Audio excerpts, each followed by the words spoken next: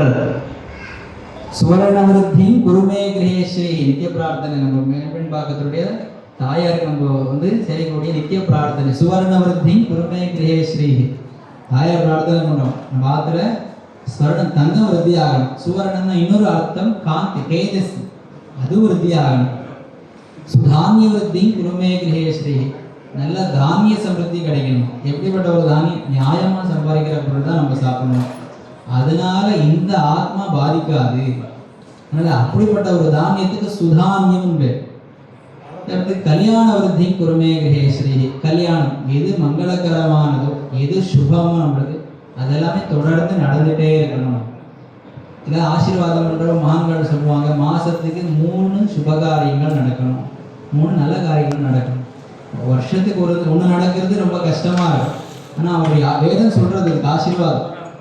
அது தாயார் அனுக்கிரகம் பண்ணார், தொடர்ந்து நடந்துட்டே இருக்கணும். மங்களம்னால தாயார். அதனால நம்ம சங்கத்தில் இருக்கிற தாயார் உற்சவருக்கு மங்கள மகாலட்சுமி தினம். கடைசியா சொல்றார் விபூதி விருத்தி குருமே கிரகேஸ்வரி. விபூதினா லீலா விபூதியும் நித்யா விபூதி. லீலா விபூதியில இப்ப நம்ம இருக்கிறோம். இந்த ஜென்மால இந்த விபூதியில எது நம்மளுக்கு உன்னதமானதோ எது நம்மளுக்கு சௌக்கியம் தரக்கூடியதோ எல்லாமே தாயார் அனுக்கிரகம் பண்றாரு. அடுத்த ஜென்மத்தில் மோட்சத்தையும் அனுகிரகம் பண்றார் வேத பிரமாணம். இப்படிப்பட்ட ஒரு க்ஷேத்திரத்துல நம்ம இன்னைக்கு உத்திராடத்துல சுவாமியை சேவிக்கிறது பெரிய பாக்கியம். அதுவும் தபோக்ஷேத்திரம் பேர். மேல்வெண் பாக்கத்துக்கு தபோக்ஷேத்திரம். ஏன் தபோக்ஷேத்திரம்? சத்தியயுகத்துல பார்கவருக்கு தரிசனம் கொடுத்ததுலேருந்து இனி வரையும் சப்தர்ஷிகள் சுவாமியை சுத்தி இருந்து ஆராதனை பண்ணக்கூடிய க்ஷேத்திரம். ஆராதனை பண்ணிட்டே இருக்காங்க, அனவரதமா சுவாமியை சேவிச்சுட்டே இருக்காங்க. நிறைய இடங்கள ரிஷிகள் பிரதிஷ்டை பண்ணியிருக்காங்க, தபஸ் பண்ணியிருக்காங்க, சுவாமியை சேவிச்சிருக்காங்க. அப்போ போனா இந்த மாதிரி அத்ரி மகர்ஷி பிரதிஷ்டை பண்ணினா இது பாரத்வாஜர் சேவிச்ச க்ஷேத்திரம். இப்படி ஒரு ரிஷிய பேர்ல இந்த க்ஷேத்திரம் இருக்கு. ஆனா சப்த ரிஷிகளும் சேர்ந்து ஆராதனை பண்ணக்கூடிய க்ஷேத்திரம் மேல்வெடுவாங்க. ஆராதனை பண்ணிட்டே இருக்காங்க சத்தியகுகத்துல இனி வரையும். அதனால தப்போ க்ஷேத்திரம். ஹனுமர் 3 மண்டல காலம் தபஸ் பண்ணின க்ஷேத்திரம். நம்ம உள்ள சன்னிதியில சேவிச்சா யோகாஞ்சனையரா இருப்பார். மூலா நட்சத்திரத்துல சுவாமிக்கு வந்து பவமான ஹோமம் நடந்தது. ருக்வேதத்துல 600 மந்திரத்துக்கு மேல இருக்கும் இந்த பவமான சூக்தம். மத்வ சம்பிரதாயத்துல ரொம்ப விசேஷமா சேவிப்பாங்க. என்ன சொல்லுவாங்க, அந்த சரீரத்துல வந்து நிறைய தோஷங்கள் பண்ணியிருக்காங்க. அந்த தோஷத்துக்கு எல்லாமே வந்து நிவிருத்தி பவமான சூக்தம் சொல்லுவாங்க. ஒரு வருஷத்து காலத்துல எது சாப்பிடணுமோ அது சாப்பிடாம, எது சாப்பிடக்கூடாது அது சாப்பிடுறதுனால மானசீகமா வாச்சிகமா அது இல்லாம புத்திபூர்வகமா காயகமா சரீரத்தோட பண்றது, ஸ்வரணஸ்தயம் நிறைய விஷயம். அந்த தங்கத்தை அபகரணம் பண்றது இல்லைன்னா அபகரணம் பண்ணல, மனசுல நினைச்சாலும் தோஷம்தான். ஒரு நல்ல காரியம் மனசுல நினைச்சா எவ்வளவு நல்ல விஷயமும், ஒரு தோஷத்தை வந்து நம்ம மனசுல நினைச்சாலும் அதுவும் பாவம் தான். மானசீக பாவம் பேர். அந்த தோஷமும் சரி, அது எல்லாமே இந்த ஹோமான சூக்தம் கேட்கறதுனாலையும் அந்த ஹோமம் வந்து நடக்கிற இடத்துல நம்ம போய் சுவாமியை சேவிக்கிறதுனால நிவர்த்தி ஆகுது. அது எல்லாமே ஹனுமருக்கு விசேஷமா ஒரு வருஷத்துக்கு ஒரு முறை பண்ணுவாங்க. அது நடந்தது. ஆனால் ஸ்வயமா சுவாமி இருக்கு, அவர் தபஸ் பண்ணதுனால இந்த க்ஷேத்திரத்துல விசேஷமா பண்ணுவாங்க. மத்வ சம்பிரதாயத்துல இது நடக்கும். அதனால தபோக்ஷேத்திரம். பரமபத வாசல், நித்திய சொர்க்கவாசல் பேர். சுவாமி வந்து வடக்கு பார்த்துட்டு இருப்பார். அதனால இந்த க்ஷேத்திரத்துல நித்திய சொர்க்கவாசல். இப்போ 10ஆம் தேதி வைகுண்ட ஏகாதசி வரப்போறது. அன்னைக்கு வந்தா சுவாமிக்கு இன்னும் விசேஷமா வைபவமா அந்த பக்கத்துல நம்ம சுவாமியை சேவிக்கிறோம். ஏன்னா நித்தியமுமே வந்து சுவாமி அந்த காட்சியை கொடுக்குறாரு. அதனால அப்படியே வந்து சுவாமியை சேவிக்கிறோம். பிரதட்சிணமா போய் ஆச்சாரியாவை சேவிச்சுட்டு சுவாமியை சேவிக்கிறோம். இந்த க்ஷேத்திரத்துக்கு வந்து நம்ம சுவாமியை சேவிக்கிறதுனால என்னென்ன பலன்கள் கிடைக்கிறதுன்னா, கிருஷ்ணபிரேமி என்ன சொல்றாரு, தேவதைகளை இந்த க்ஷேத்திரத்துக்குள்ள நுழைய முடியாம வானத்துல நிற்கிற அவங்களுக்கு என்ன அவ்வளோ கஷ்டம். போனால் வந்து ட்ராவல் பண்ணி பஸ்லேருந்து கார்லேருந்து வரணும், ரொம்ப கஷ்டம். அவர் சங்கல்பபூர்வமாக மனசில் நினைச்சாலே போதும் க்ஷேத்திரத்திலிருந்து சுவாமியை சேவிக்கலாம். சுவாமி அனுமதி இல்லாமல் க்ஷேத்திரத்துக்குள்ளேயே நுழைய முடியாது. நம்ம எல்லாம் எப்படி இவ்வளோ சீக்கிரம் வந்து நம்ம சுவாமியை சேவிக்கிறோம்னா, தாயாருக்கு நம்ம மேலே கருணை. எப்படிப்பட்ட கருணையா, சுவாமிக்கு நேரிலேயே அஷ்டசித்தியுள்ள மகான்கள் அதிருஷ்ட ரூபத்தில் இருந்து தபஸ் பண்ணிட்டே இருப்பார். ஒரு காலமும் ஒரு மகாத்மா போய் சுவாமிக்கு ஆராதனை பண்றாரு. நம்ம தெரியாம யாருக்காவது கால் பண்ணிட்டுனா உடனே அவங்க மன்னிப்பு கேட்போம், சேவிப்போம். பெரியவங்களா இருந்தால் திருப்பி அடிக்கடி சேவிப்போம். ஆனால் க்ஷேத்திரத்துல சுவாமியை சேவிக்க நம்ம வந்தா அஷ்டசித்தியுள்ள மகான்கள் மேல நம்ம நடந்து போய் சுவாமியை சேவிக்கிறோம். இவ்வளோ பெரிய புண்ணியம். போன ஜென்மத்திலையும் சரி, இன்னும் அதுக்கு முன் 7 ஜென்மத்திலையும் பண்ணியிருப்போமா நம்போன்னா கிடையாது. தாயாருக்கு நம்ம மேல கருணைக்குன்னு ஒரு ரூபம் இருந்தால் மேல்வன் பாக்கத்தில் தாயார் அவரை சேவிக்கிறதுக்காகவே வரணும். அவர் நம்ம மேலே எவ்வளோ கருணையோட இருக்காருன்னா, பிரம்மா தபஸ் பண்ணது சிருஷ்டி ஆரம்பிக்கிறார், ஆனால் சிருஷ்டி நிற்கல, அஸ்தவியஸ்தமாக இருக்கு, மேலே போகிறது கீழே வர்றது, பிரம்மாவுக்கு கோபம் வர்றது. ஆனால் அவர் ஞானி ஆனதுனால உடனே என்ன பண்ணுறார், சுவாமியை பிரார்த்தனை பண்ணுறார், நாராயண ஹிருதயம். அவர் பண்ணின பிரார்த்தனை நாராயண ஹிருதயம். சிருஷ்டியில் சுவாமி விஸ்வவியாபகமாக இருக்க, சிருஷ்டி தானாக நிற்கிறது.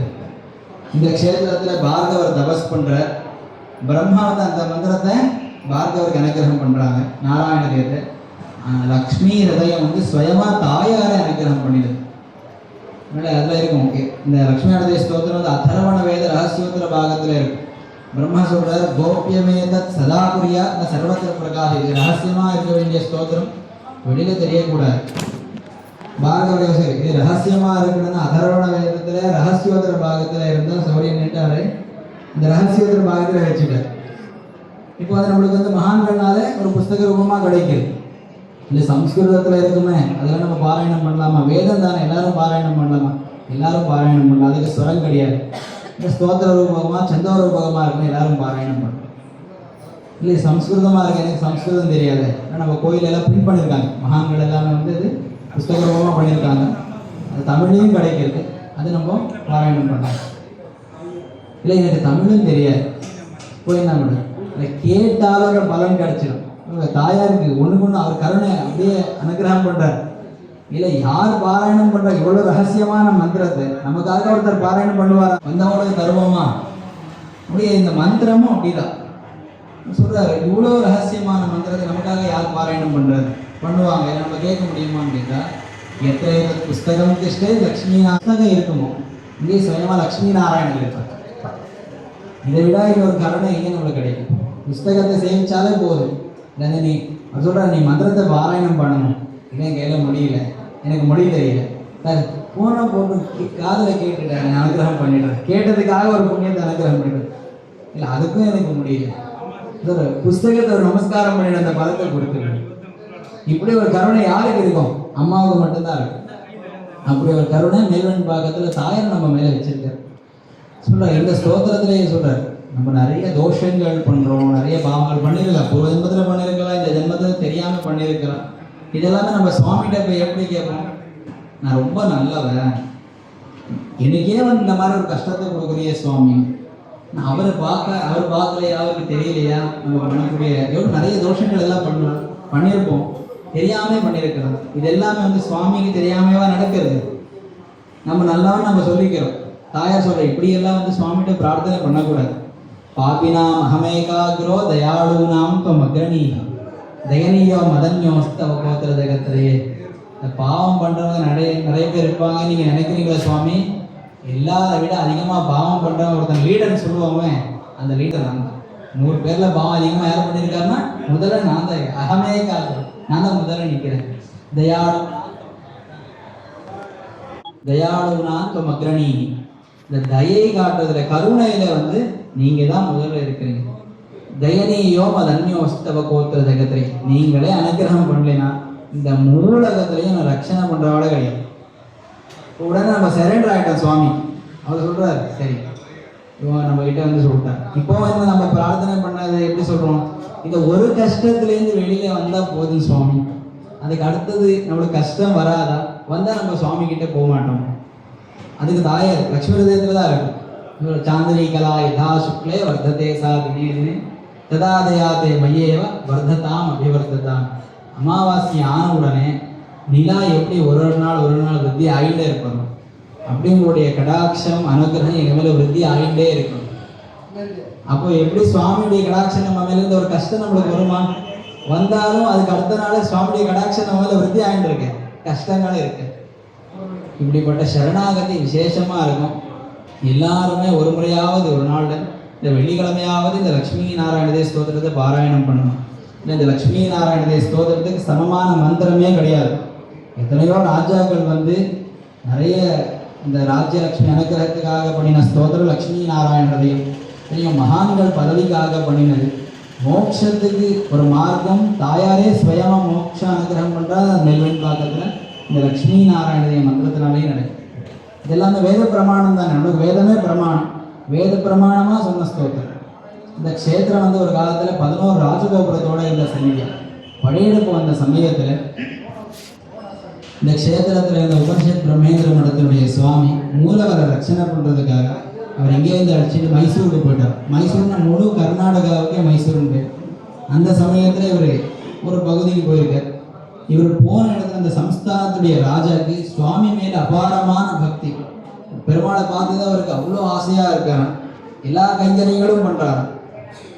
அவ்வளோ ஆசையாக இருக்கிற ராஜாவுக்கு மனசில் ஒரு பிரார்த்தனை இருக்கு, இவரை இங்கேயே வச்சுக்கணும், கர்நாடகாவே சுவாமி இருக்கணும், அவருக்கு ஒரு மந்திர நிர்மாணம் பண்ணணும் மனசில் ஆசையாக இருக்கார்.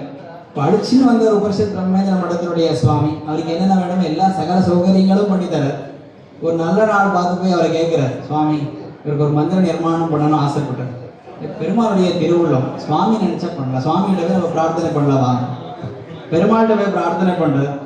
உடனே சுவாமி பதில் சொல்றார், நான் என்னுடைய மூலஸ்தானத்துக்கு போகணும். ராஜாவுக்கு துக்கம் வர்றது, ஓ நான் ராஜான்ற அகங்காரத்தினால கேட்கல சுவாமி, பக்தியா தான் கேட்டேன், இந்த ஊர்லயே இருக்கலாம், நான் இந்த ஊர் வண்டிங்களே இங்கேயே இருக்கோம்.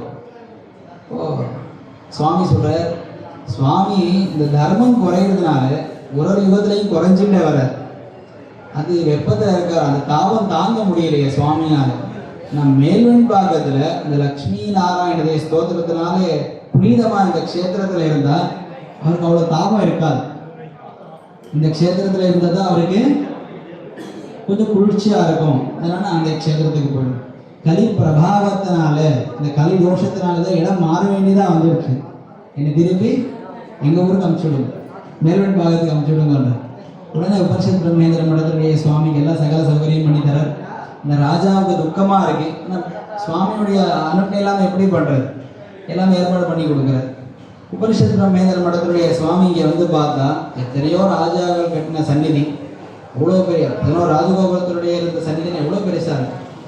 சந்நிதியோட அடியாளமே இல்லையா, இவ்வளோ பெரிய சந்நிதி. ஊரில் சுவாமியை நினைக்கிறவாளே கிடையாது. அப்போ உபனிஷத் பிரம்மேந்திர மடத்தினுடைய சுவாமிக்கு துக்கம் வர்றது, அருப்போம் வர சுவாமிகிட்ட ஏன் வந்து நீங்கள் இந்த க்ஷேத்திரத்துக்கு வரணும்னு ஆசைப்பட்டீங்க, உங்களை நினைக்கிறவாளே இல்லையே, இங்கே ஏன் வந்தீங்க சொல்கிறார். இந்த க்ஷேத்திரத்தில் தான் இருக்கணும், இல்லை உங்களுக்கு யாராச்சும் இங்கே தெரிஞ்சவள் இருந்ததானே, உங்களுக்கு ஒரு சொந்தக்காரன் தான் அங்கே போனால் என்னோட உபச்சாரம் பண்ணுவாங்க பேசுவாங்க, உங்களை நினைக்கிறவாளே இல்லையே, இங்கே வந்து இருந்தால் இங்கெல்லாம் ஒரு உற்சவம் பண்ணணும், இல்லை உங்களுக்கு ஒரு ஆராதனை பண்ணணும், ஒரு கோயில் நிர்மாணம் பண்ணணும், எப்படி நடக்கும். இப்போ சுவாமி சொல்கிறார், இங்கே வந்து ரிஷிகளை ஆராதனை பண்ணுறார், சித்தர்கள் ஆராதனை பண்ணுறார், ஆனால் நான் இந்த க்ஷேத்திரத்தில் மட்டும் இருக்கணும். உடனே சுவாமியே சுயமாக காமிச்ச இடம். இப்போ அவர் வந்து நம்ம மூலஸ்தானத்தில் சேவிக்கிறோம். உபனிஷத் பிரம்மேந்திர மடத்தினுடைய சுவாமி பிரதிஷ்டை கொண்டார். அவர் மடத்துக்குள்ளேயே சந்நிதி இருந்தது, யாருக்கும் தெரியல. நித்தியப்படி சுவாமி போய் கைங்கரியம் பண்ணுறார். வர்றார். இந்த காலம் கழிச்ச பிறகு 1957 மகாபெரிவா இந்த க்ஷேத்திரத்துக்கு வர்றார்.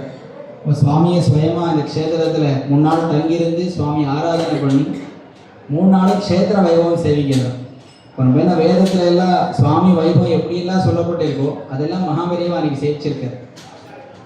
அதை சேவிச்ச பிறகுதான் பெருமானுடைய தரிசனம் எல்லாருக்கும் கிடைச்சிருக்கு. சுவாமி இந்த தாயார், இப்போ தாயார் 3 அனுகிரகங்கள் பண்ணுறாருன்னு சொல்லுவோம். இந்த 3 அனுகிரகங்கள் எப்படி நம்மளுக்கு கிடைக்கிறது, என்ன இந்த 3 அனுகிரகங்கள் பேர் என்னென்ன கிடைக்கும் நம்மளுக்கு? நான் சொல்கிறேன், சிருஷ்டி ஸ்திதி லயம்.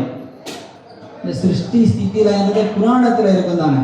சிருஷ்டி ஸ்திதி லயம் நம்ம வாழ்க்கைக்கு எப்படி இது எல்லாமே பொருத்தம், நம்ம வாழ்க்கையில் இந்த 3 எப்படி கிடைக்கணும், மகாபெரிவா அதுக்கு வியாக்கியானம் பண்ணியிருக்காரு. குழந்தை பாக்கியம் வேண்டிய ஒரு தம்பதி சுவாமி முன்னாடி வந்து நின்ட்டாருன்னா தாயார் வந்து அவருக்கு குழந்தை பாக்கியம் அனுகிரகம் பண்ணுறாரா சிருஷ்டி, அந்த குழந்தை வளர்றதுக்கு வேண்டிய சம்பத்தை எல்லாம் அனுகிரகம் பண்ணுறாரா ஸ்திதி, அந்த குழந்தைக்கு இந்த வாழ்க்கையில் ஒரு உன்னதமான ஸ்திதியும் அடுத்த ஜென்ம மோட்சத்தையும் அனுகிரகம் பண்ணுறாரு. தாயாருடைய அனுகிரகத்தினால பிறக்கக்கூடிய அந்த குழந்தைக்கு அதோகதி கிடையாது. எங்கே இந்த லோகத்தில் இல்லாமல் அதுக்கு கடைசியில் மோட்சம் தான் சொல்லியிருக்காரு. அப்படிப்பட்ட ஒரு க்ஷேத்திரம், இப்படிப்பட்ட ஒரு அனுகிரகம் தாயார் பண்ணுறது மேல்வெண் பாகத்தில் மட்டுமே. எல்லா இடத்துலையும் தாயார் சரணாகதி அனுகிரகம் பண்ணுறாரு. அந்த சரணாகதி கற்று தரக்கூடிய க்ஷேத்திரம் மேல்வெண் பாகம். இதெல்லாம் பிரார்த்தனை தாயார் தானே நம்ம சொல்கிறார். பாபினா அகமே காக்கிறோம் இப்படிதான் சுவாமிகிட்ட பிரார்த்தனை பண்ணணுன்றார். சாந்திரிகலா யதா சுக்லே. இல்லை தாயாரை மட்டும் நம்ம பிரார்த்தனை பண்ணால் தாயார் வருவார்னா यदा वैकुण्ठनगरे यदा वै क्षीरसागरे तदा मद्भवने तिष्ठ स्थिरं श्री विष्णुना सह ஆயிரம் கூட்ட வரமாட்டாரா எப்படி நீங்க வைகுண்டத்துல இருப்பீங்களோ எதா வைகுண்ட நகரே எதா வை க்ஷீரசாகர பார்க்கடல எப்படி இருப்பீங்களோ ததா மத் பவனே திஷ்டா அதெல்லாம் உங்க வீடு அதனால நீங்க சௌக்கியமாக இருக்கலாம் அப்படி எங்க ஆத்திரையும் வந்திருக்கோ ஸ்திரம் ஸ்ரீ விஷ்ணுனா சஹா ஸ்திரமா இருக்கணும் வந்து போயிடக்கூடாது இங்கே ஸ்திரமா இருக்கணும் அதனால இந்த மாதிரி இருக்கிற சரணாகதி ஸ்தோத்திரம் லக்ஷ்மி நாராயணதே ஸ்தோத்திரம் எல்லாரும் புஸ்தகம் வேணும்னா கமல் சார்ட்ட எல்லாரும் வாங்கிக்குவோம்